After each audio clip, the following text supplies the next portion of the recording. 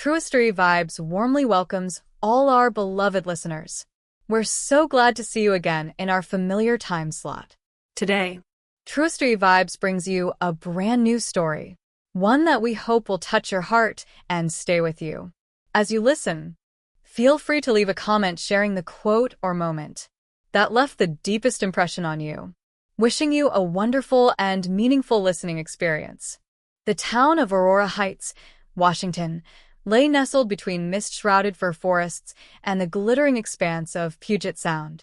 Every morning, sunlight filtered through towering evergreens, casting dappled light on weathered cottages and winding cobblestone lanes. Here, on the edge of town, stood a modest two-story home with peeling white paint and cheerful yellow shutters. Its front porch creaked underfoot, but inside lived memories far richer than its aging timbers. This was the Norwood residence, a place where love and betrayal, loyalty and resentment coexisted under one roof. At its heart was Euphrasia Norwood, a woman of quiet strength now 57, whose once radiant life had fractured into shattered dreams. Euphrasia had married young, at 22, to Lucian Norwood, a charismatic entrepreneur whose ambitions had seemed to promise endless horizons. Together they built a home, welcomed their firstborn daughter, and dreamed of growing old side by side. Euphrasia's laughter had once filled every corner of that cottage, her gentle hands guiding first steps and first words with unwavering devotion. But even the sturdiest foundations can crack under hidden pressures. When Euphrasia discovered Lucian's affair, her world unraveled. The betrayal was not merely of marital vows, but of the future she had imagined. The hushed conversations over late-night tea, the quiet vacations roaming the Olympic Peninsula, the promise of grandchildren dancing on the horizon. Lucian confessed he had fallen for another, a woman from a neighboring county with her own tangled past. From that liaison sprang Zephyria, a little girl with deep hazel eyes and curls the color of autumn leaves. At first, Euphrasia's heart shattered all over again. How could she embrace the child of her husband's infidelity?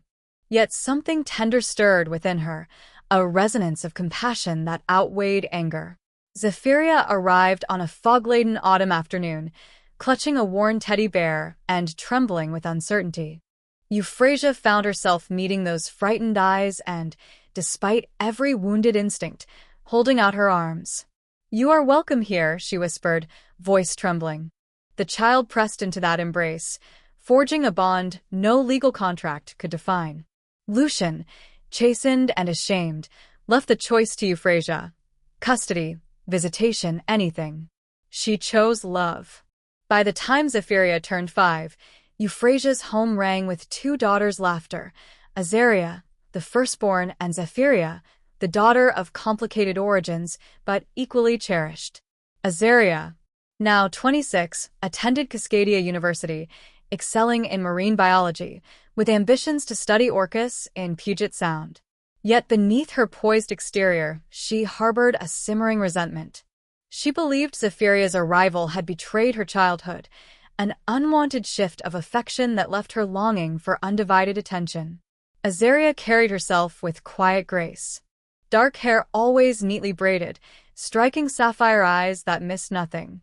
She excelled academically, but her smiles never reached those eyes when they flicked over Zephyria. Growing up, she felt eclipsed by the newcomer's effortless sweetness and the way Euphrasia fussed over scraped knees and sleepless nights. Private journal entries revealed envy, guilt, and confusion. "I love her, yet I hate that she exists," Azaria once wrote, "as if I lost my place in this family the moment she took her first breath." Zephyria, at 23, embodied resilience. She worked early mornings at the local café, Nebula and Hearth, crafting latte art that mimicked swirling galaxies. She adored her mother figure, returning home each evening to share stories of new latte merges and satisfied customers. She never blamed Azaria, even when her sister's cold shoulder turned to open hostility. Instead, Zephyria retreated into kindness, always ready with a hug or a gentle reassurance. "Big sister, you matter to me." Euphrasia navigated their complex emotional landscape with tireless tenderness. Though confined to a wheelchair after a biking accident 5 years earlier, she refused to relinquish her role as matriarch. Mornings found her writing gentle admonitions in Azaria's lunch bag, while afternoons brought whispered encouragement to Zephyria, who shared her dreams of expanding Nebula and Hearth beyond Aurora Heights. Though her body ached, Euphrasia's spirit burned bright, anchoring two daughters whose bond would define every future twist and turn. Yet beneath the home's cozy warmth, tension weaved an undercurrent. Family dinners grew quieter, laughter more tentative. Neighbors whispered of raised voices echoing down the hallway. An occasional slammed door pierced the morning calm. Euphrasia sensed the fault lines deepening between her daughters and within herself as she tried to nurture both their hearts. She wondered if love alone could bridge such a gulf, or if the past's betrayals would forever shadow the promise of tomorrow. As spring approached, cherry blossoms lined Aurora Heights' main street in fragrant bloom. Yet inside the Norwood home, an unspoken question lingered in every glance. Could a family fractured by secrets and sacrifice find its way back to unity? Would motherly devotion prove enough to mend resentment? In the warm glow of a Pacific Northwest sunset, Euphrasia pressed her daughter's childhood photographs to her chest, determined to keep them safe, even as the storm clouds gathered on the horizon. This was the Norwood family's world, a tapestry of love and pain, of fierce devotion and quiet betrayal, set against the wild beauty of Aurora Heights.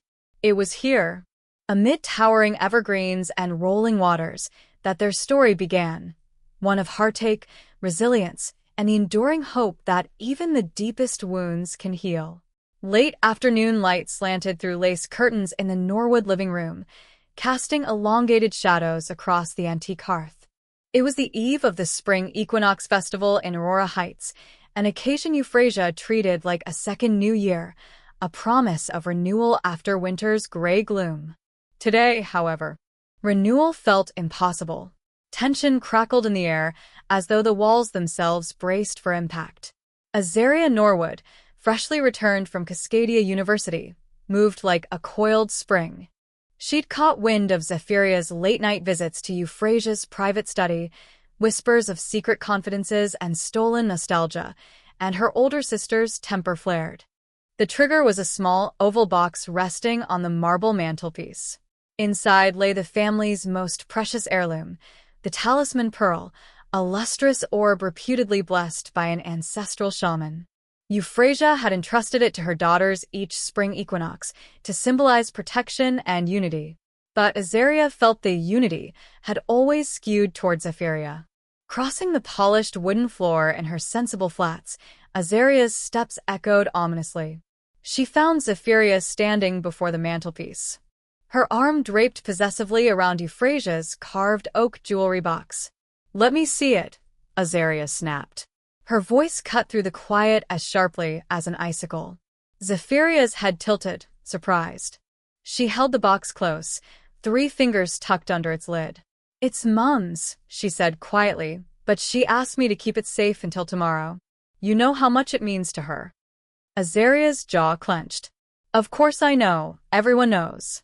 Don't treat me like a child." She reached for the box. "Hand it over." Zephyria recoiled, eyes wide with hurt. "I'm not treating you like a child. I'm protecting Mother's trust. She asked me." "Mother never asked you," Azaria snarled. "She asked both of us. She wanted me here for this moment." Zephyria's voice dropped to a whisper. "You weren't. You chose Boston over this family." Azaria whipped around. "Don't you dare blame me.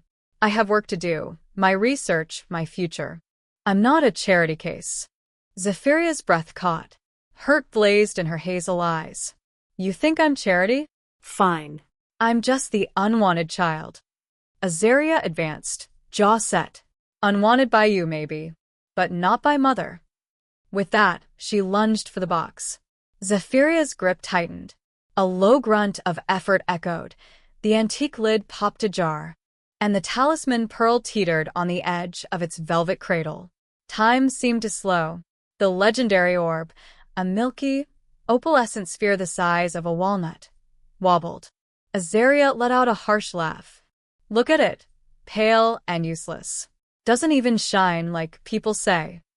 Zephyria's eyes flickered with anger. It's not about shine, it's about our family. Before either sister could claim the final word, the talisman slipped free and tumbled to the floor. A sickening crack rang out as it hit the hardwood, the lustrous sheen fracturing into a web of fine, iridescent fissures. Both girls froze, horror washing over their faces. Zephyria's hand flew to her mouth. Azaria's eyes widened in disbelief. Then came the thunderous crash of something heavy toppling over. Euphrasia's soft gasp cut through the stunned silence. From her wheelchair at the room's entrance, she had watched the entire scene unfold, her beloved talisman shattered, her daughters at each other's throats, the precious symbol of their unity broken at their feet. Girls, stop. Her voice trembled, equal parts fear and heartbreak. Azaria and Zephyria leapt apart, guilt and shock warring on their features. Euphrasia attempted to wheel forward, but the momentum was too great. Her wheelchair lurched and struck the leg of a side table. In an instant, Euphrasia pitched sideways, her shawl snagging on the chair's armrest. She landed with a muted thud on the patterned rug. "Mother!" Zephyria cried, rushing to her side. She knelt, fingers trembling as she reached for Euphrasia's hand. "Mom. Are you?" Euphrasia's eyes closed. Her forehead creased in pain, and a faint moan escaped her lips. Azaria dropped to her knees on the opposite side, horror contorting her features. The sight of her mother, once so self-possessed, now so fragile, struck a chord of shame deep within her chest. The fragile air in the room snapped. The once grand living room, filled with heirloom furniture and family portraits, now felt oppressively small, cramped by betrayal, fear, and regret. Zephyria pressed a handkerchief to Euphrasia's brow, her voice quavering. "Mother, please talk to us." Azaria sat back on her heels, fists clenched. Tears welled in her eyes as she stared at the broken pearl pieces scattered, like shards of memory. I didn't mean," she stammered. Euphrasia's breathing was shallow, each intake a painful effort. When she opened her eyes, they glistened with tears. "This is not the way," she whispered, voice cracking. "The talisman represented our bond, your bond. You've broken more than a pearl." A sob caught in Azaria's throat. "We never wanted this." Zephyria shook her head, tears sliding down her cheeks. "I tried to protect it. I never wanted to hurt you." Euphrasia's gaze drifted between her daughters, her expression a portrait of love tinged with sorrow. "This family, it's built on love and forgiveness. But you must learn to see each other, truly see each other, before the wounds grow deeper." A heavy silence settled. The afternoon sun glowed dimly through the window, the day's warmth unable to penetrate the cold aftermath of their clash. Azaria and Zephyria sat on either side of Euphrasia, two hearts weighed down by the same pain. When Euphrasia finally reached for the armrests and signaled to be lifted from the floor, the girls moved together as one, Zephyr and Storm entwined, to help her back into her wheelchair. No words were spoken as they guided her, the echo of the talisman's fall still reverberating in their minds. In that moment, the broken pearl fragments lay scattered on the floor like bits of a once proud legacy. Azaria dared to pick up the largest shard and examined its glittering edge. It reflected not the bright festival to come, but the fractured state of her family's heart. Zephyria's voice was barely audible. "We'll fix this. I promise." Azaria met her sister's gaze. For the first time, the resentment that had settled between them wavered, replaced by something fragile and uncertain, glimmers of empathy, perhaps, for the first time in years. Euphrasia sat between them, shoulders slumped yet radiant with the enduring light of compassion. Above the hearth, the empty velvet cradle waited, a silent testament to what they had lost and what they might still salvage if they chose love over grudges. Tonight, as Amberwood Street outside buzzed with festival preparations, lanterns strung between maple trees, children's laughter drifting on the breeze, the Norwood living room held its own sacred rite. In the hush that followed, two sisters faced the wreckage of their rivalry, and a mother held fast to hope that unity might yet be reclaimed from the shards of the Talisman Pearl. Zephyria Norwood's day began before dawn broke over Aurora Heights. At 4:45 a.m., long before the first coffee bean even whispered its scent into the air, she rolled out of bed in her small loft above Nebula and Hearth Café. Moonlight still filtered through gauzy curtains, casting silvery patterns on the hardwood floor. She dressed in worn jeans and a simple black t-shirt embroidered with the café's minimalist Nebula logo. Despite the chill of early spring, she tied her dark hair into a tight bun, pinning back any wayward curl. Each quiet movement spoke of years spent perfecting this morning ritual: coffee grinders to prime, ovens to fire, croissant dough to proof. By 5 a.m., she was behind the counter, the hiss of the espresso machine greeting her like an old friend. She measured precisely 20 grams of freshly roasted beans, tamped them with practiced pressure, and pulled her first shot of the day. Steam curled in the dim light as she frothed milk to a glossy microfoam. With a delicate flick of her wrist, she sketched a swirling galaxy atop the cup. It was her signature, the Aurora swirl, and already, before the sun had fully risen, she heard the soft chime of the café's front door. "You're the early bird and the barista star," called out Marisol, the café's pastry chef, as she wheeled in a rack of warm chocolate croissants. Zephyria offered a tired but genuine smile. "Morning, Marisol. Ready for the breakfast rush?" Together they arranged pastries in neat rows: lemon-glazed brioche buns, multi-grain muffins flecked with sunflower seeds, and delicate matcha tarts nodding beneath dim café lights. While Marisol handled ovens and counters, Zephyria retreated to a back table, opening her battered leather journal. She slipped out a crisp envelope addressed simply to Azaria Norwood, Cascadia University. Inside lay the equivalent of 3 weeks' wages, folded around a brief note in Zephyria's careful script. "Azaria, I know how hard you've worked. Study hard and take care of yourself. Love, Z." Concealing any trace of guilt or fatigue, Zephyria added the envelope to a padded bubble mailer, affixed a first-class stamp, then tucked the package under her apron, ready to drop in the morning mailbox. She had been doing this since Azaria left home. Each remittance was a silent prayer, a way to say, "I have your back, sister," even though Azaria's icy silences suggested she had long ago given up on that support. By 6:30 a.m., Nebula and Hearth lit up with a warm glow that contrasted the cool air outside. Office commuters, joggers, and a handful of town regulars trickled in, drawn by the promise of artisanal coffee and Zephyria's gentle presence. She greeted each face by name. "Good morning, Jonas.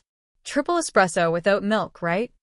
Heather, your parsley feta scone is fresh out of the oven." In the briefest exchange, customer's name, order, reassuring nod, she tucked away any thought of her own long night of interrupted sleep. Sometimes, she caught herself glancing at a framed photo behind the counter, Euphrasia's smiling portrait, hair streaked with silver, eyes bright with pride. That image fueled Zephyria's resolve. The mid-morning rush arrived in earnest. Laptops opened, keyboards clicked, and the café buzzed with quiet concentration. Zephyria juggled orders: drip coffee, specialty lattes, green smoothies, avocado toast crowned with heirloom tomatoes. She refilled pastry trays, wiped down sticky spots on the wooden tables, and folded napkins into neat triangles. Customers complimented her efficiency and warmth, praising the café on social media within minutes of each visit. Yet behind her smile, Zephyria's heart raced. She tracked the seconds: too few hours in the day, too many cups left to make, and still that envelope waited under her apron, its contents an unspoken lifeline. Around noon, a family of 4 clustered in a corner booth, their laughter rich and easy. The father, a local school teacher named Mr. Kale, raved about Zephyria's matcha tarts. "Miss Norwood," he grinned, "you'll put the other bakeries out of business." She flushed with modest pleasure, letting her shoulders drop just enough to breathe. Compliments like that reminded her why she poured herself into this place. Still, as she boxed scones and rang up their tab, her thoughts drifted to Euphrasia's study at home. Papers strewn across the desk, heated debates between Azaria and Zephyria herself, the cracked Talisman Pearl still waiting to be reforged. By late afternoon, Nebula and Hearth shifted gears. The scent of espresso yielded to the aroma of simmering broths and roasted vegetables. Zephyria had expanded the menu to include a small evening selection: vegetarian pot pies and soup and salad specials. Locals appreciated the seamless transition. They lingered over the soft jazz playing through overhead speakers. Zephyria moved behind the counter with the ease of a seasoned performer, ladling creamy butternut sage soup into bowls, garnishing each with a swirl of creme fraiche and a sprinkle of fresh thyme. Yet despite the praise and regulars' fond familiarity, gossip threads followed her like tendrils. She overheard hushed conversations at nearby tables. "Did you know she's Lucian's child with that scandalous woman? Poor dear, raised like royalty, yet never quite fitting in." Her chest tightened, but she held it in, focusing on steamed buns cooling on a wire rack. The soft ding of her mobile phone, momentarily forgotten on the counter, brought her back. A text from Euphrasia simply read, "Don't overdo it, darling. Tea at home later." Zephyria tapped out, "Sure. See you at 6. She put the phone away, steeled herself, and moved on to the next order: shrimp dumplings and jasmine tea. When the café's lights dimmed at 9 p.m., Zephyria locked the doors and swept crumbs from each table. Though exhaustion tugged at every muscle, she relished the hush that followed. She surveyed her domain. Chalkboard menu still bright, the sink cleared of dishes, floors freshly mopped. It was her sanctuary, the fruit of months spent negotiating loans, redesigning interiors, and forging supplier relationships. She had poured every penny and dream into this place, determined to carve out a future both for herself and for the sister whose scholarship she funded. Exiting through the back door, she inhaled the crisp night air. Luminous stars glittered against the deep navy sky. In the distance, the faint hum of the town's last street lamps flickered. Zephyria paused to unzip her apron, revealing the outline of the mailing package beneath. She placed it gently on the hood of her battered sedan, an old model Euphrasia had helped her find, and secured it before climbing in. The drive to Euphrasia's cottage took 10 slow minutes, winding past fir groves and lantern-lit mailboxes. At home, Euphrasia waited in the living room, a soft throw blanket draped over her lap. Zephyria parked, carried the package inside, and knelt to place a gentle kiss on her mother's forehead. "Envelope for Azaria," she said, handing it over without comment. Euphrasia's eyes shone. Tears glistened beneath age lines. "Thank you, my dear," she whispered. Zephyria merely nodded, smoothing Euphrasia's gray curls away from her face. As the clock ticked toward 10, Zephyria prepared mother's tea, chamomile with a hint of honey, then arranged 2 mugs on a low table. They sat side by side, words sparse but warmth abundant. Euphrasia reached for Zephyria's hand. "I don't know what I'd do without you," she murmured. Zephyria closed her eyes, letting the gratitude wash over her. "You don't have to worry, Mum." After helping Euphrasia settle into bed, Zephyria returned to the study, where she quietly closed the blinds and flicked off the lamp. In the darkness, she sank into a worn leather chair and exhaled. Her journal lay open on the desk. "Waiting," she wrote. "Tonight, I sent the final installment for this term's tuition. Azaria will have a roof over her head and books in her hands. She may never know how hard I work for her, but maybe one day she'll understand." She paused, rereading her words before adding, "Tomorrow I'll wake at dawn and do it all again, because family is worth every ounce of love, even when it feels like a battlefield." Closing the journal, Zephyria blew out the solitary desk lamp and made her way upstairs. In her small bedroom, she tucked herself under clean sheets and reached for the letter on her nightstand, a single line from Azaria, scrawled on creased paper. "Thank you, Z, love, A." Zephyria pressed it to her heart. tears slipping unbidden. She thought of the broken Talisman Pearl and the rift it signified between sisters. Her own sacrifices had been silent, unseen. Yet they bound her to both Euphrasia and Azaria with invisible threads of devotion. As sleep claimed her, she whispered into the darkness, "One day, our family will be whole again." In the hush of the cottage on Willowbrook Lane, as midnight draped its velvet cloak over Aurora Heights, Zephyria's quiet promise carried into her dreams, a tapestry of hope stitched together by every sunrise, every latte drawn, and every secret envelope sent across the miles. Lucian Norwood stood in the pale dawn light, gazing through the storefront window of Nebula and Hearth Café. Dust motes danced in the soft glow as she surveyed her domain, bronzed espresso machines, oak tables stamped with galactic motifs, and the chalkboard menu that bore her labor of love: Aurora swirl lattes, butternut sage pot pies, stellar scones, and myriad seasonal creations. It had been nearly a year since she'd taken over the modest café from its previous owner, and already Zephyria could see the stirrings of something greater, the hum of community. The warm glow of regulars lingering over laptops, the bright chatter of visitors discovering Aurora Heights for the first time. This morning, however, was not devoted to routine service. Today marked a bold new chapter. The grand unveiling of Nebula and Hearth's second location, a tiny satellite cafe in the heart of downtown Seattle. Zephyria had spent months negotiating the lease with Willowbrook Properties, securing a modest 900-square-foot space on Pine Street with floor-to-ceiling windows and exposed brick walls. The rent was astronomical, more than double her original lease in Aurora Heights, but the promise of foot traffic from office workers, tourists, and tech employees made the risk irresistible. She crossed the filthy sidewalk and pushed open the front door.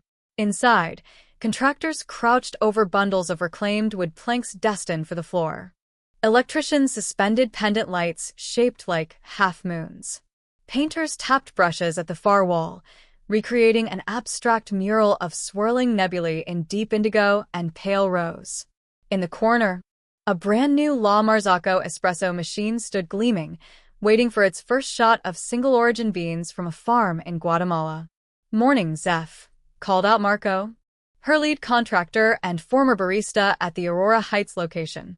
He handed her a cup of black coffee, strong, unadorned, exactly as she liked it. "Coffee's on ice for now. But I know you're juggling 1,000 things." Zephyria accepted the cup with a grateful nod. She took a slow sip, savoring the bright citrus notes. "Thanks, Marco. I don't know what I'd do without your team." She eyed a stack of menus on a folding table. "We need to finalize these today. I want them printed by Wednesday so we can hit our soft opening next Friday." "Got it," Marco said, tapping notes into his tablet. "And the shelving for the retail beans arrives this afternoon." Zephyria glanced at her phone. A calendar reminder flashed, 8 a.m., meeting with Venture Spark Capital.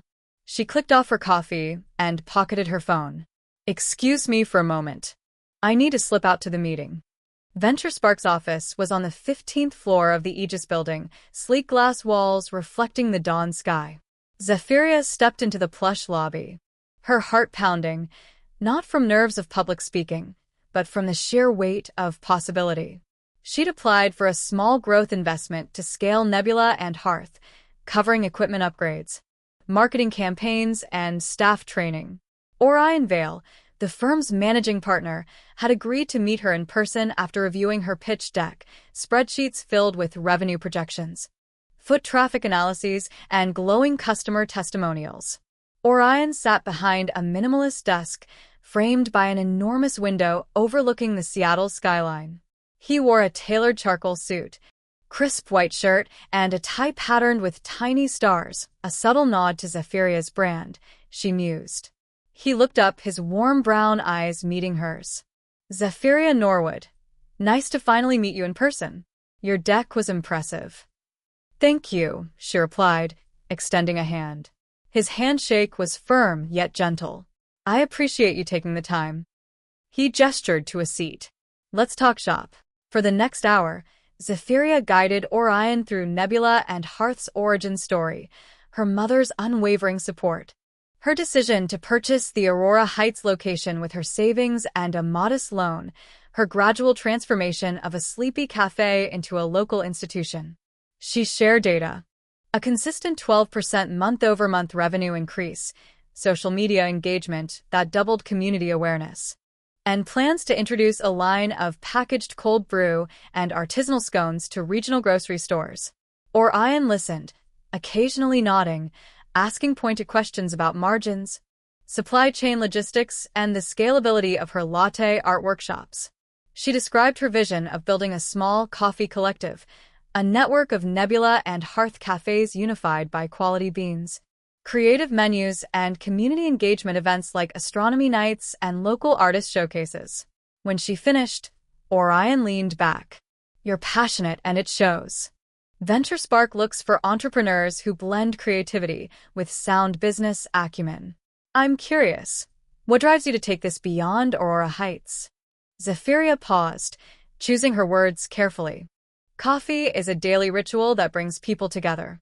I want Nebula and Hearth to be more than a cafe. I want it to foster connections, spark curiosity about the universe, and support local artisans. Aurora Heights welcomed me, and I owe it to the community to give more places a chance to experience this sense of belonging." Orion's gaze softened. "I like that. It's memorable. Here's the deal. We can offer you a $150,000 line of credit with low interest for equipment and expansion, plus marketing support to launch the Seattle location. In return, we take a small equity stake, around 8%. How does that sound?" She exhaled slowly. This was exactly what she needed, yet signing away equity felt bittersweet. She nodded, heart soaring. "That sounds fair. I'd be honored to partner with VentureSpark." Orion smiled, stood, and offered his hand again. "Welcome aboard, Zephyria. We'll finalize the term sheet next week." As she left the boardroom, a mix of relief and exhilaration warmed her chest. Nebula and Hearth's future was on a trajectory she had barely dared to imagine. Yet she tethered her excitement with caution. Success would demand her full devotion, long hours, tough decisions, and relentless drive. Back at the Pine Street space, Zephyria met with her interior designer, Adrian Wu, to review final touches. Uplights now bathed the brick wall mural in soft violet hues. Sleek bar stools lined the espresso counter, and modular seating allowed flexibility for both solo patrons and larger groups. A small stage area had been set aside for weekly Nebula nights, open mic poetry, acoustic sets, and astronomy presentations via slide projector. By midweek, the menu prototypes arrived, biodegradable takeaway boxes stamped with constellations, compostable cups bearing the Nebula and Hearth emblem, and custom-formulated cold brew with notes of dark chocolate and black cherry. Zephyria sampled each, jotting minor tweaks, slightly more sugar here, a dash of sea salt there. She tested the Aurora swirl latte again, perfecting the ratio of espresso to steamed milk so the barista's galaxy-inspired art would hold its shape. Late Wednesday evening, she organized a small team briefing. Her Aurora Heights baristas, Marisol, Jonas, and a new hire, Nadia, gathered around the counter under the soft glow of the new pendant lights. She passed out freshly printed uniforms embroidered with the Seattle address. "We're almost there," she began, voice steady but warm. "Seattle is a different beast, faster pace, bigger crowds, more competition. But remember why we started. To share a little wonder, one cup at a time. We'll have trials all day Thursday, so show up at 7 a.m. sharp. Any questions?" A hush fell. Then Jonas piped up. "How do we keep the vibe authentic? We're far from home now." Zephyria smiled. "By being ourselves. Share our story. Invite patrons to ask about the why behind our name. Offer free star map postcards. Let's build community, just like at Aurora Heights." They cheered softly, the camaraderie rekindled. On a crisp spring morning, Nebula and Hearth's new door swung open at 7:30 a.m. A modest line snaked down the block, made up of curious office workers, college students, and bloggers clutching cameras. Zephyria arrived early, adjusting her navy apron and ensuring the logo faced front, a stylized and cradled in a crescent moon. She welcomed everyone personally, even as Marisol and Nadia bounced between espresso machines and pastry displays. By 10 a.m., the café hummed with energy. Phone chargers plugged into wall sockets powered laptops. Groups exchanged excited conversation over steaming mugs. Local newspaper reporter Kai Ramirez scribbled notes for a front-page feature later that week. Zephyria dashed between stations, tasting a cinnamon chai latte here, confirming a cash register function there, her heart pounding with pride. At precisely 11 a.m., Orion Vale strode through the door. He wore a casual blazer over a dark t-shirt and jeans, his tie nowhere in sight. He captured Zephiria's attention as soon as he passed the threshold, offering a warm smile and brimming confidence. "Congratulations," he said, sliding into the seat at the bar. "It looks amazing." Zephyria chuckled, nervous relief spilling out. "Thank you for believing in me." She slid him a glass of her signature cold nebula, a turmeric-toned concoction of cold brew, oat milk, and a swirl of vanilla ginger syrup. On the house.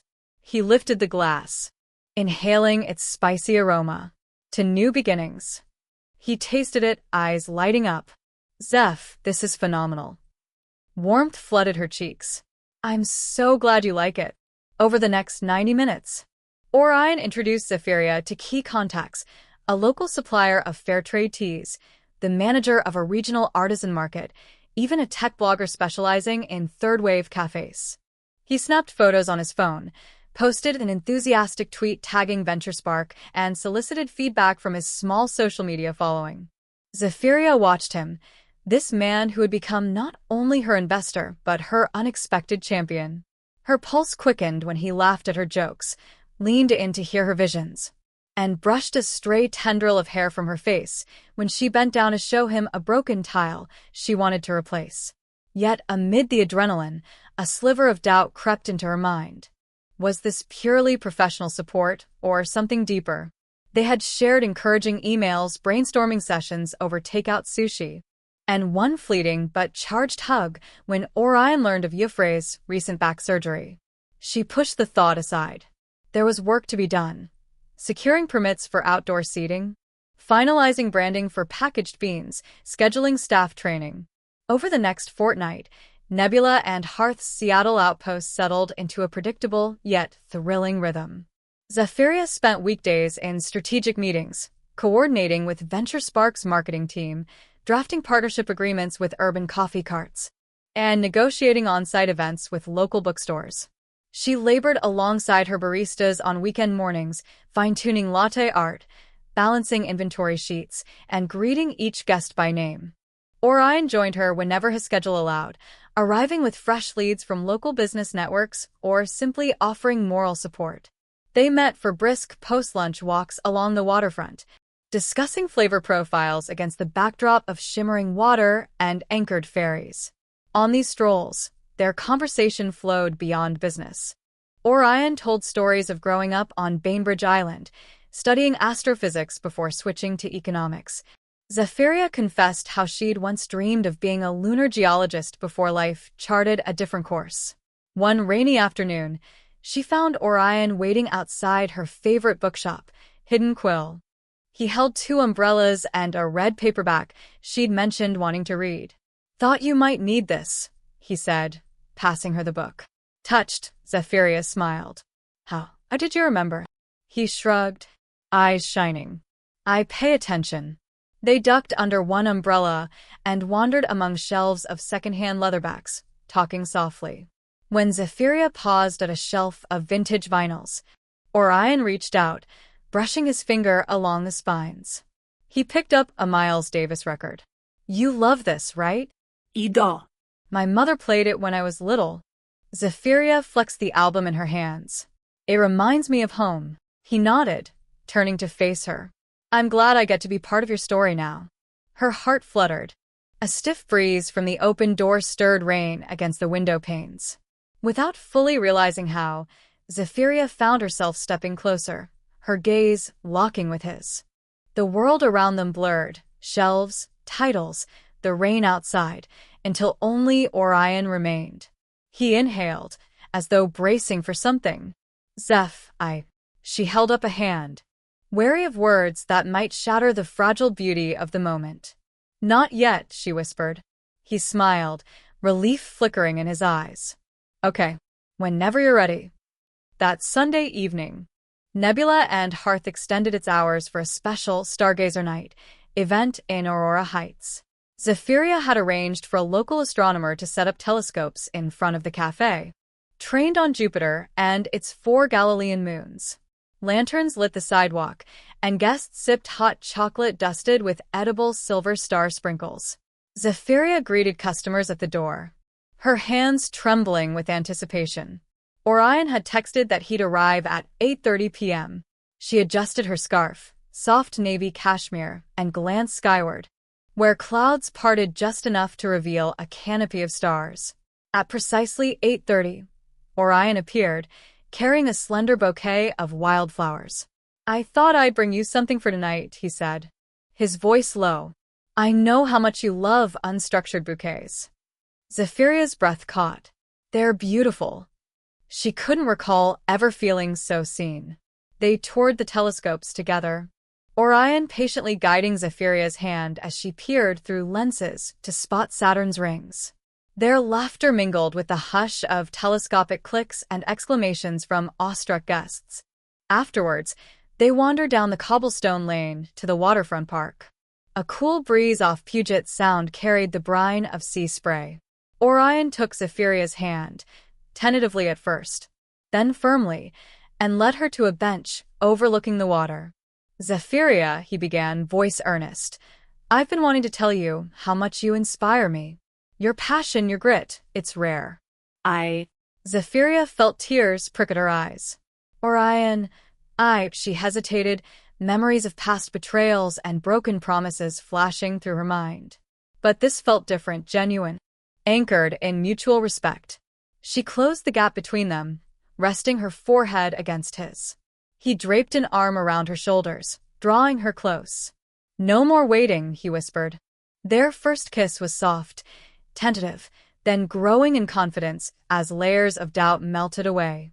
Around them, the night sky seemed to pulse with approval, pinpricks of starlight winking overhead.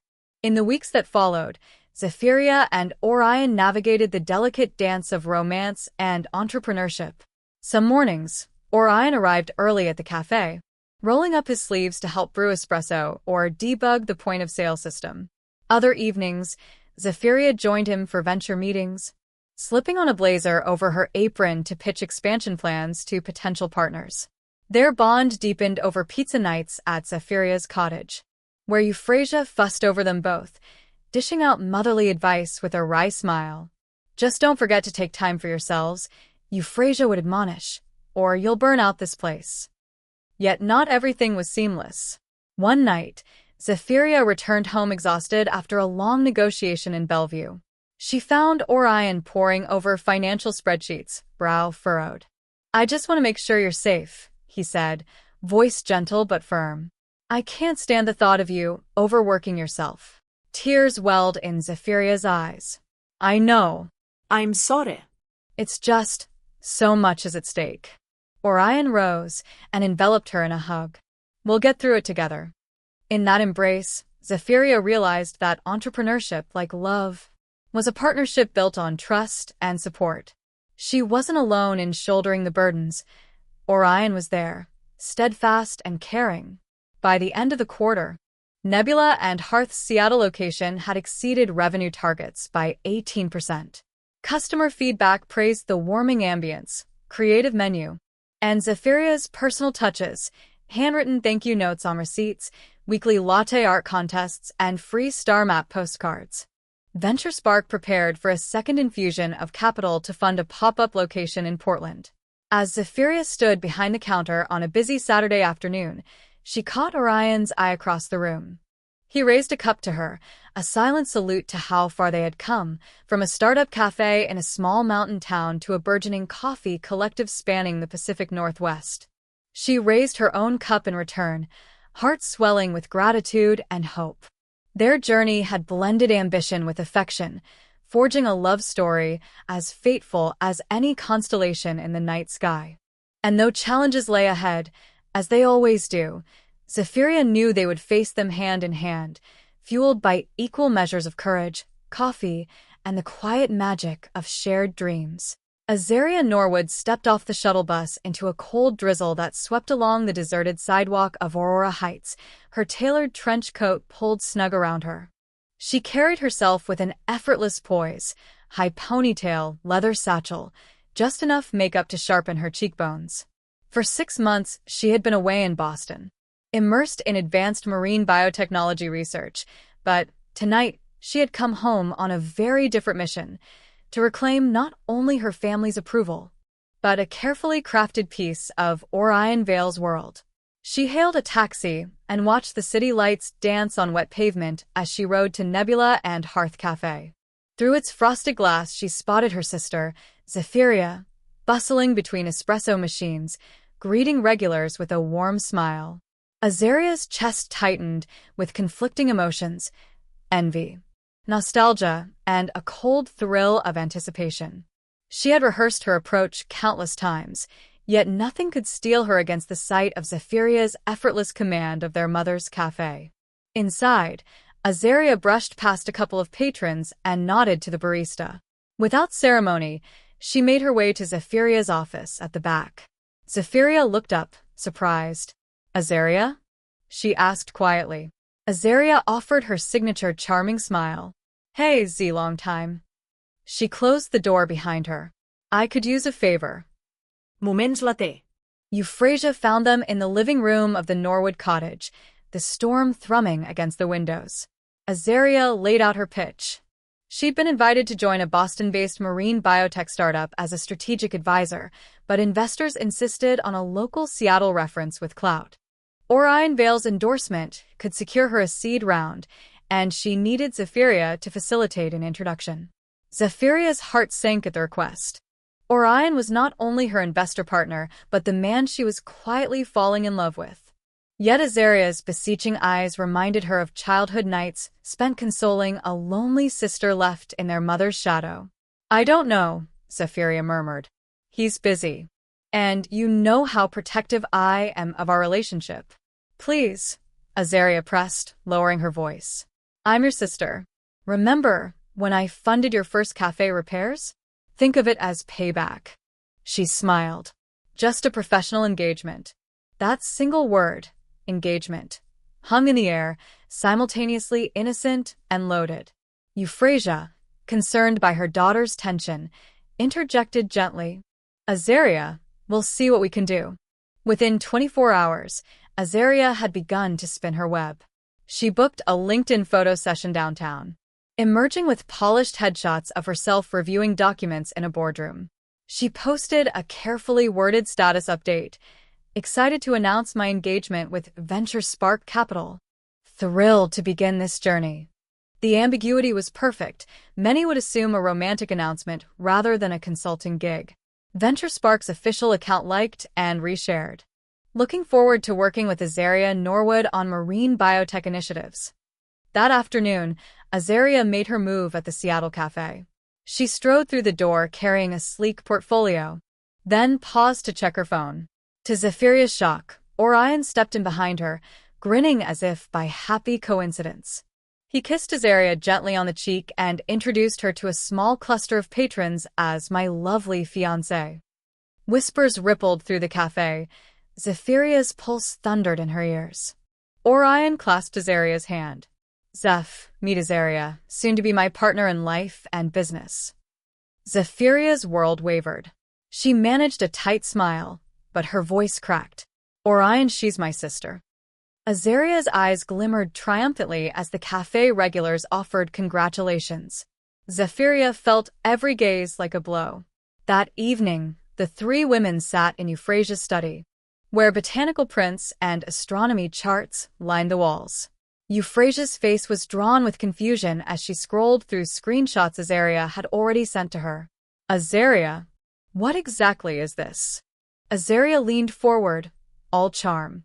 "Mother, I thought you'd appreciate the news. Orion and I are engaged. Our partnership extends beyond business. Zephyria sprang to her feet. It's a lie, she cried. Azaria's composure faltered for a heartbeat before she steeled it again. Not a lie, just a strategic choice of words. Our engagement refers to my professional advisory role at Venture Spark. I never said marriage. But people believe you, Zephyria protested. You staged this in my café. Azaria's voice remained soft but firm. I did what I had to do. Investors demand credibility. Orion is influential, and I needed to appear connected. You should understand. Euphrasia's sigh carried years of sorrow and wisdom. Azaria, that is not how family works. You've hurt us both. She looked to Zephyria. I will clarify this with Orion. We cannot let this stand. True to her word, Euphrasia messaged Venture Spark that night, explaining the misunderstanding, and Orion released a brief statement. My apologies for any confusion. My professional collaboration with Azaria is not personal. I remained fully committed to Zephyria. Azaria's LinkedIn announcement vanished as quickly as it had appeared, replaced by a terse correction. Clarification. My recent post referred to a consulting engagement with Orion Vale at Venture Spark, not a personal engagement. Sorry for the confusion. But the damage was done. Over the next days, Zephyria returned to her cafés feeling the weight of curious stares. Customers offered awkward condolences. I heard you two were, congrats. And so, when's the wedding? Zephyria managed practice smiles, but inside, she felt hollow. Each question reminded her of Azaria's betrayal. One rainy afternoon, Zephyria found Azaria alone at a window table in Aurora Heights. Laptop open to headlines about Vale and Norwood Tech Union. Zephyria approached, heart pounding. Why, Azaria? She demanded, voice low. You had everything, your degree, your opportunity. Why drag my life into this? Azaria met her gaze with a chilling calm. Because you always had it easy. I wanted to level the playing field. This world, or this family, only respects connections. She paused. Now they'll listen to me. Zephyria's anger flared hot and bright. At what cost? You fractured our family, hurt Mum, humiliated me. Azaria shrugged, gathering her satchel. Sometimes you break things to rebuild them your way. She rose, smoothing her clothes as she glanced down at Zephyria's sneakers. Good luck with Orion. I'm moving on. Without another word, she strode toward the café's exit, leaving Zephyria trembling in the doorway. That night, Euphrasia tried to soothe her younger daughter. She's gone too far, but we will recover. Zephyria pressed her mother's hand. I don't know if I can forgive her. Euphrasia's eyes shimmered with tears. Trust takes time to heal. You must focus on what's true. Our love for each other and your dreams. In the darkened living room, Zephyria stared at her phone's blank screen, the messages she'd received from Orion, reaffirming his support. A lifeline amid the chaos. She realized that Azaria's deception had exposed fragile fissures in their family, but it had also laid bare the depths of Euphrasia's steadfast devotion and Orion's genuine care. The following morning, Zephyria unlocked Nebula and Hearth's door with renewed determination. She would pour her heartbreak into perfecting every espresso, orchestrate eclipse-watching events to remind patrons of cosmic wonders, and rebuild her trust in the community that had always embraced her. As she set out a fresh batch of cardamom orange muffins, she glanced at a framed photo on the counter. Zephyria and Azaria as children, Easter morning smiles bright as sunlight. She inhaled deeply, steeling herself. One day, perhaps, that sisterly bond might be mended. But today she had a café to run, a heart to heal, and the quiet promise of new beginnings shining brighter than any false announcement. Zephyria Norwood had learned to trust her instincts, an intuition honed through years of navigating family betrayals and late-night café rushes. So when she noticed Orion Vale's usually immaculately pressed navy blazer hanging on her coat rack instead of its designated hook by the entryway, alarm bells went off. That blazer should have been waiting at his apartment. With a sinking feeling, she reached into the pocket and found a small, folded envelope, its edges worn from handling. Inside lay an unfamiliar set of boarding passes for a private charter, all bearing Azaria's name and an itinerary to Boston, one that coincided suspiciously with the engagement announcement. Her pulse quickened as she shoved the blazer back and raced toward the door. The café behind her would have to wait. Tonight, truths demanded exposure. She practically leapt the stairs 2 at a time and fumbled for her keys. Orion's apartment was only a 10-minute drive, but every red light felt like a lifetime. Rain pattered against her windshield, mirroring the turmoil in her chest. By the time she reached his building, she was breathless, drenched, and trembling, but resolute. Inside, the lobby lights glowed cool and welcoming, a stark contrast to the storm raging in Zephyrria's mind. She swiped her keycard, heart pounding, and stepped into the foyer. The apartment door stood ajar. She slipped inside silently, the echo of her footsteps swallowed by plush carpeting. The living room was immaculate, books aligned on shelves, a succulent on the windowsill, holographic star charts on the coffee table. But the unmistakable scent of lavender sachets and expensive aftershave hung in the air, a disorienting blend of intimacy and artifice. Zephyria's gaze fell on the kitchen island, where Orion and Azaria had met just days earlier under the guise of professional collaboration. She saw 2 coffee mugs, her signature Aurora swirl latte cups still warm, their rims dusted with coffee grounds. Her breath hitched as she followed a trail of spilled milk to the dining table. There, neatly arranged, lay a set of glossy photographs. Orion and Azaria, arm in arm, smiling before VentureSpark's glass-walled headquarters, another of them signing documents beneath the VentureSpark logo, and a final image of Azaria, teary-eyed, accepting what appeared to be an engagement ring from Orion's hand. Her vision blurred. These weren't staged marketing photos. They were proof of a secret more devastating than any miscommunication. Orion's complicity in Azaria's deceit. The hush of the apartment pressed in on her. She backed away, heart pounding like a jackhammer. Her thoughts spun. Every whispered promise, every shared glance, every gentle touch between them, all now stained by betrayal. She swiped her trembling fingers across the photographs and heard voices approaching. Orion's door clicked open. He stepped into the hallway, mid-stride, eyes widening at the sight of Zephyria clutching the photos. "Zeph, what are you doing here?" His voice was calm, but his eyes betrayed panic. Without waiting for an invitation, Zephyria thrust the photos toward him. "Explain this." Her tone was ice, each syllable laced with heartbreak. Orion's shoulders slumped. He ran a hand through his hair, as if trying to gather courage. E. She cut him off. "I thought I knew you. I thought we had something real. But you helped her fabricate this," her voice cracked. Why? Orion looked down at the photos, shame flooding his features. "It started as professional. She needed credibility. I thought I could limit it to business, an advisory role."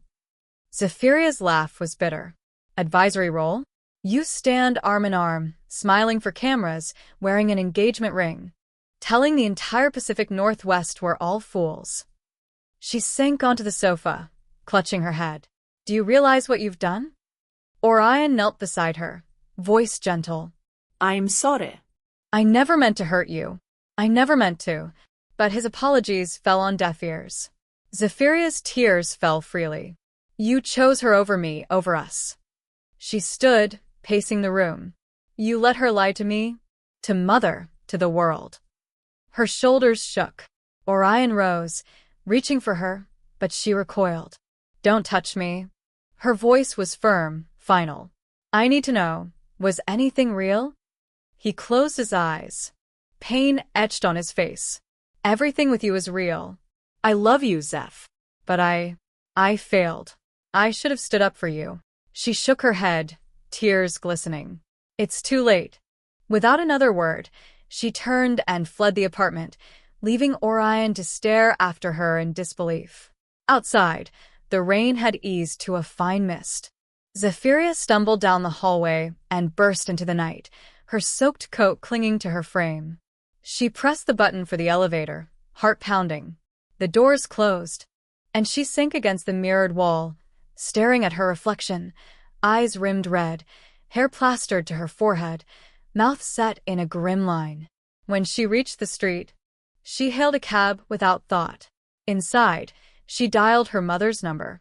Euphrasia answered on the second ring, voice warm but weary. "Z, is everything all right?" Zephyria fought for composure. Bad news," she stammered. "Azaria, she got Orion to play along. Look out for press releases, Mum. It's going to get ugly." She hung up before her voice broke. The cab carried her through deserted streets back to Aurora Heights.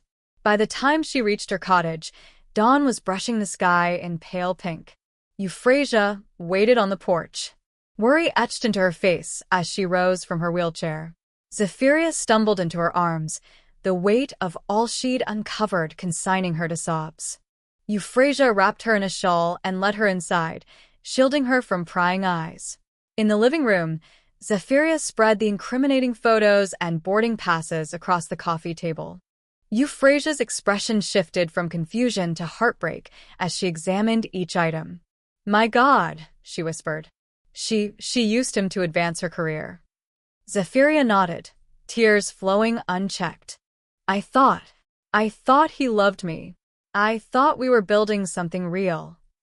She shook her head in disbelief. Euphrasia pressed her hand to Zephyria's cheek. "I'm so sorry, darling. We will fix this." Zephyria's gaze hardened.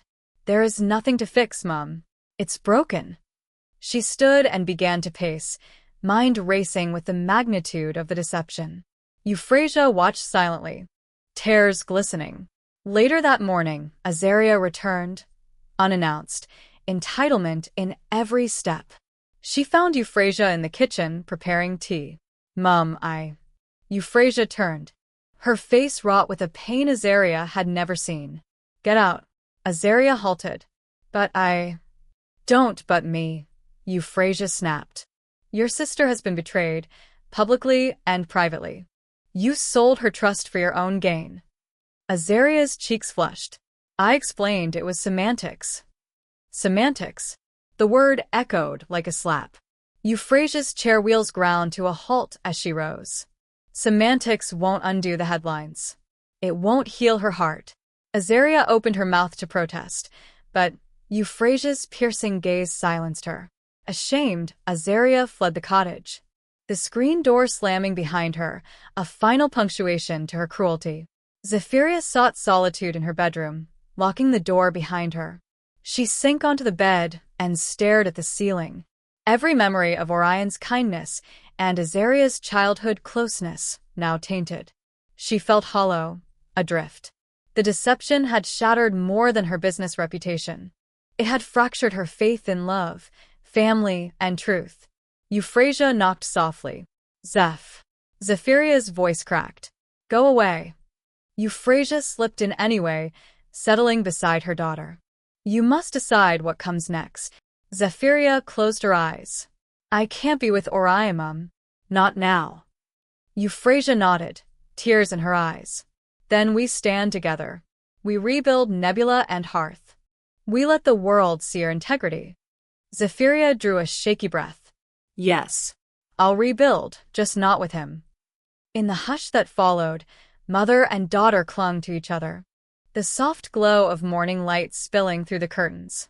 Outside, the town awoke to news of corporate spin-outs and canceled press events.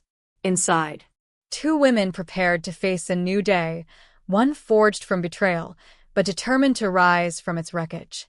Zephyria Norwood awoke before dawn, her eyelids heavy, but her spirit surprisingly light. The betrayal of the past week still cast long shadows, yet today carried an electric promise, a fresh start. She rose from her modest cottage bed, careful not to disturb Lyra, her daughter, who lay curled beneath a quilt her grandmother had sewn, dreaming of constellations and latte art. Zephyria wrapped herself in a soft gray cardigan, her armor against uncertainty, and tiptoed into the kitchen, where the scent of rosemary from Euphrasia's small herb garden drifted through the open window. In that moment, She felt a quiet surge of determination. Aurora Heights would not lose its heart. And neither would she. By 6 a.m., Nebula and Hearth Café's front door swung open once more to the world's first daylight arrivals. Everything gleamed with renewed purpose. The café's deep blue walls shimmered faintly in the pre-dawn glow. The chalkboard marquee declared, "Rebirth Day Special," and a vase of fresh tulips stood sentinel on the counter. Zephyria moved with deliberate calm, no more chasing Orion's promises or fretting over Azaria's machinations. Instead, she focused on the essentials. Greeting the town's retirees who swapped crossword tips, serving the high school athletes who fueled up before track practice, and comforting the solitary writer who always took seat number 7 by the window. As she steamed milk for the morning's first Aurora swirl latte, memories of that shattered Talisman Pearl flickered at the edge of her mind. She forced the thought away, replacing it with gratitude for the café's loyal regulars, their bright smiles and steady patronage. Today's special, lavender maple courtideau, blended floral notes with smoky sweetness. An ode to Aurora Heights' spring bloom and to life's capacity for renewal. Zephyria placed the finished drink before Mr. Kale, the local schoolteacher, who murmured, "This tastes like waking up to a brand new world." His words settled warmly in her chest. By mid-morning, the café pulsed with energy. Zephyria welcomed a group of early bird entrepreneurs who converged over laptops, their laughter mixing with the hiss of the espresso machine. One of them, a travel writer named Simone, paused at the counter. "Zeph, I'm running a feature on hometown heroes, people who've reinvented themselves and revitalized their communities. May I interview you?" Zephyria paused, then nodded. It was time to share her story. "Let's find a quiet corner." They settled at a small round table beneath a mural of swirling galaxies. Simone's questions were gentle, yet probing. "How did you find the courage to rebuild after everything that happened?" Zephyria traced the rim of her cup. "I realized my soul belonged here. I can run to Boston, or chase someone else's dreams. But this café, this is where I belong. My mother, my daughter, and this community have given me everything I need to start over." She spoke of late nights counting inventory, of her mother's unwavering belief, and of how Lyra's laughter reminded her daily that life is meant to be lived fully. By noon, the café overflowed onto the sidewalk as Nebula and Hearth hosted its first community canvas event. Zephyria had donated paint, brushes, and 3 large wooden panels for passers-by to decorate trees, stars, or even abstract swirls. Children dipped tiny fingers into pastel hues, while grandparents sketched memories of simpler times. Zephyria moved among them, kneeling to help a shy girl outline a sunflower, or chatting with a veteran painting stars on a deep blue background. Each brushstroke felt like a stitch in the fabric of Aurora Heights' collective heart, a tangible sign of hope and collaboration. Euphrasia arrived clutching a basket of scones and a thermos of rosehip tea. Zephyria greeted her with a quick hug, then handed her a paintbrush.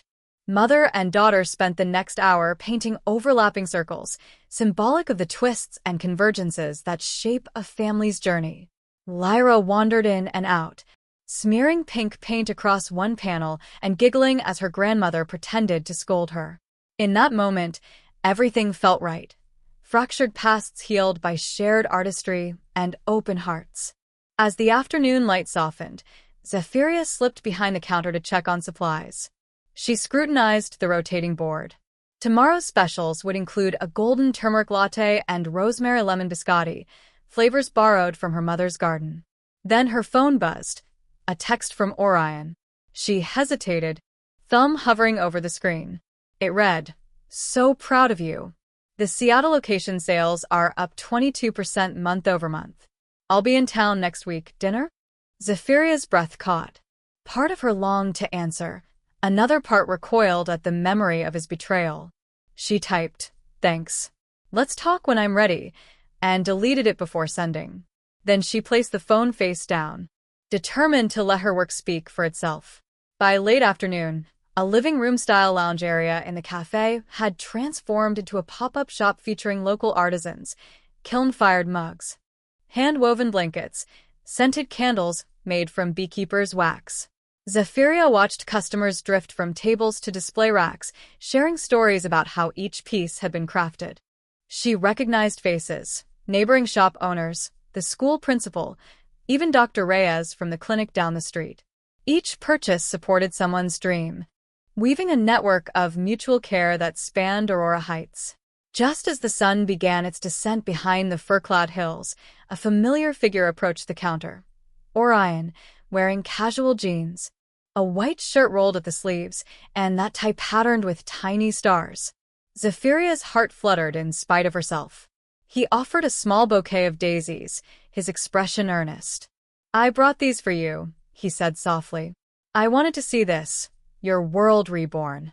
She accepted the flowers without speaking, guiding him to the mural where mother and daughter had painted concentric circles. The paint was still damp in places. The circles shimmered under the café's warm lights. Orion traced a finger over one ring. "You two are incredible," he murmured. "I'm so sorry for everything, and so proud of you." Zephyria held her ground, meeting his gaze. "Actions speak louder than words. Prove you're here for the right reasons." He nodded, sincerity shining in his eyes. "I will. I'd like to help with community canvas, buy paint, supplies, whatever you need." A small smile touched Zephyria's lips. "Then grab a brush." She handed him one, dipped it into cerulean blue, and placed the first star of the evening on the wooden panel. Together they painted a small galaxy of their own, forging a new memory untainted by past deception. As dusk cloaked the sky in deep indigo, Nebula and Hearth's patrons gathered for a stargazing session. The café's back door opened onto a rooftop deck equipped with telescopes trained on Jupiter.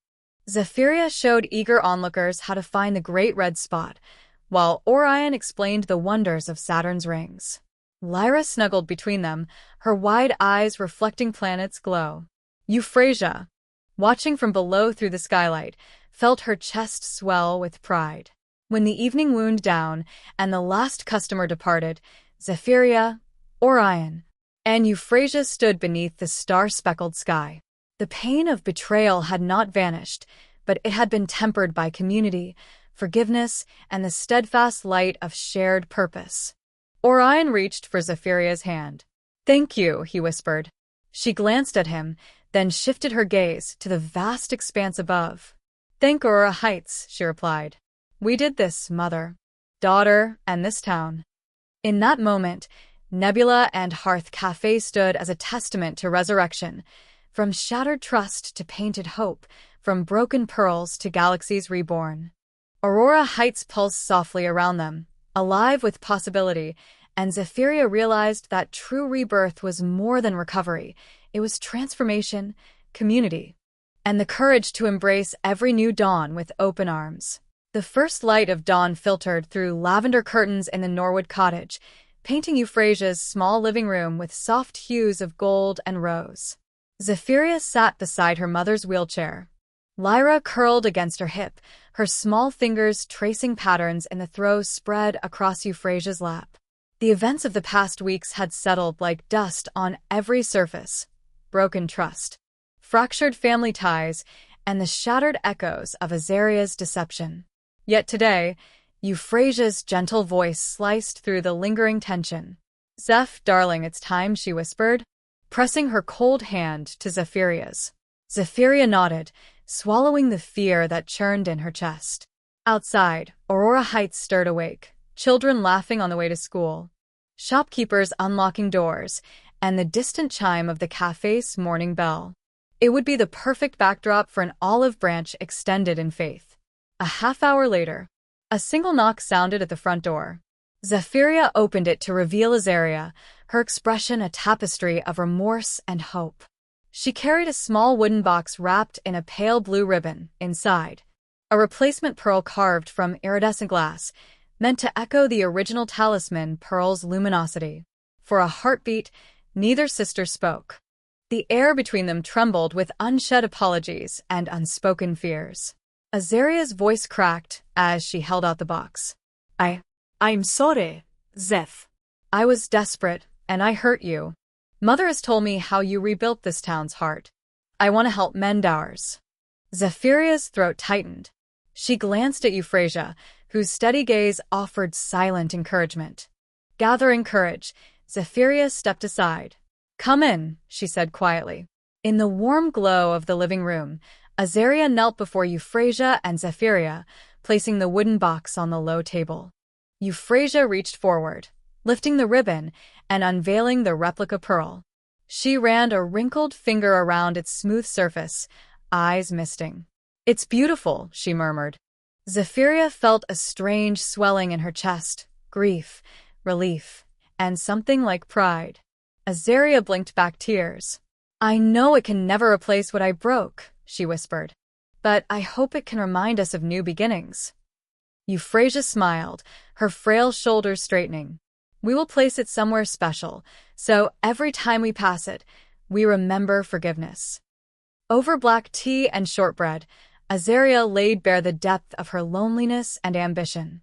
She admitted how she had envied Zephyria's place in their mother's heart and in Orion's world. Each revelation hung fragilely in the air. Zephyria listened, hurt and anger simmering but undercut by empathy. As Azaria confessed, Euphrasia reached across the table, taking both daughters' hands in hers. True forgiveness comes from seeing each other's pain and choosing love anyway. A long silence followed, until Zephyria drew a shaky breath. "Mom's right. I can't promise everything will go back to how it was. Some wounds take time, but we can try." Azaria's relief shone like a sunrise. That afternoon, Zephyria closed Nebula and Hearth's doors early. She and Azaria would work side by side on an ambitious project, a community talisman mosaic. The café's back courtyard, usually reserved for stargazing events, now held a large wooden frame divided into 100 small panels. Each panel would be painted or decorated by a different member of Aurora Heights, students, retirees, shop owners, to symbolize the town's unity and resilience. At the center would be Azaria's glass pearl in its wooden setting, a testament to both brokenness and renewal. Over the next 3 hours, families brought brushes, their laughter and chatter weaving a tapestry of belonging. Children painted suns and moon phases.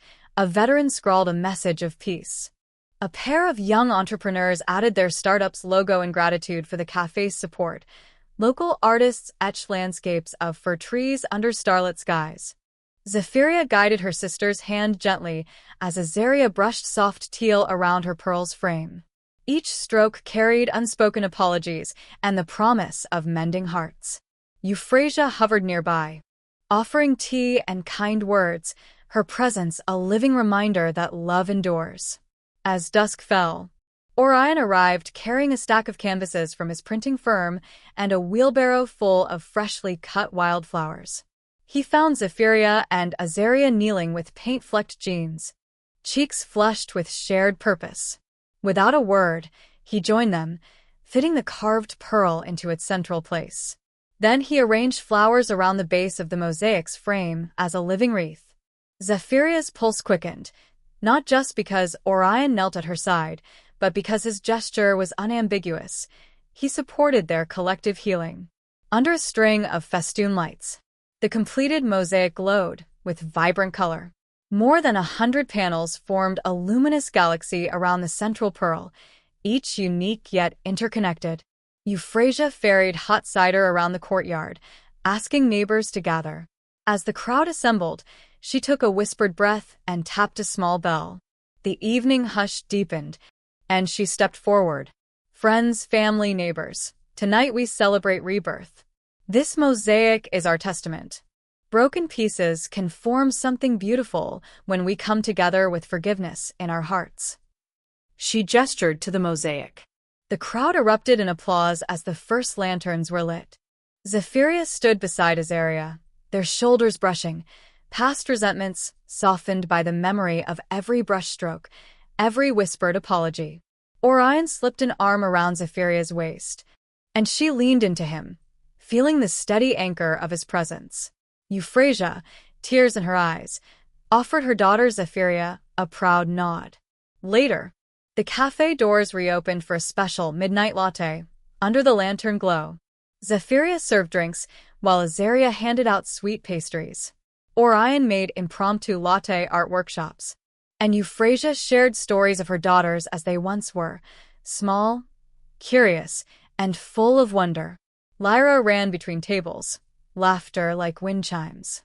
The night air hummed with warmth and the gentle clink of coffee cups. When the last guest departed well past midnight, Zephyria extinguished the string lights, and she, Azaria, Orion, and Euphrasia stood alone in the courtyard. The mosaic's pearl glinted softly under the moonlight. Euphrasia placed a hand on each of her daughter's shoulders. "We're whole again," she said, voice steady. "This is our family's true talisman." Azaria turned to Zephyria, eyes shining. "Thank you for giving me a second chance." She reached out, hesitated, then wrapped her arms around her sister. Zephyria held tight, forgiving not only her sister but herself for ever doubting. Orion joined the embrace, and Euphrasia closed the circle, a living bond unbroken by time or trials. In the weeks that followed, Nebula and Hearth thrived more than ever. The mosaic stood in the courtyard as a daily reminder of unity. Azaria returned to Boston with her biotech venture, now armed with genuine support and her family's blessing.